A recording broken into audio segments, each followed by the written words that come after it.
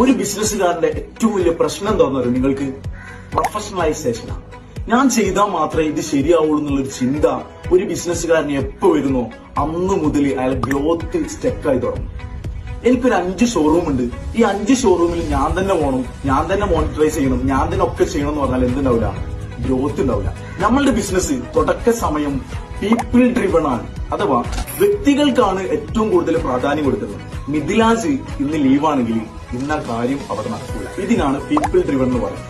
ഇത് നമ്മളുടെ കുറച്ച് വളർന്നു കഴിഞ്ഞു കഴിഞ്ഞാൽ ഇത് പ്രോസസ് ഡ്രിവനിലോട്ട് മാറും. പ്രോസസ് ഡ്രിവൻ എന്താ, ഒരു സിസ്റ്റം നമ്മൾ ഇംപ്ലിമെന്റ് ചെയ്ത് ആ സിസ്റ്റത്തിലൂടെ കാര്യങ്ങൾ നടന്നു പോകുന്ന രൂപത്തിലേക്ക് നമ്മൾ മാറ്റും. ഇനി കുറച്ചും കൂടെ വളർന്നു കഴിഞ്ഞാൽ തേർഡ് വൺ ഡാറ്റ ഡ്രിവനിലോട്ട് മാറും. ഡാറ്റ ഡ്രിവനിലോട്ട് മാറിക്കഴിഞ്ഞാൽ നമ്പേഴ്സ് സംസാരിക്കാൻ തുടങ്ങും, ടെക്നോളജികൾ സംസാരിക്കാൻ തുടങ്ങും. ഇവിടെ എത്തിക്കഴിഞ്ഞാലാണ് ഒരു സംരംഭകന്, ഒരു എന്റർപ്രണർ സക്സസ് ആയി എന്ന് പറയാൻ പറ്റുള്ളൂ.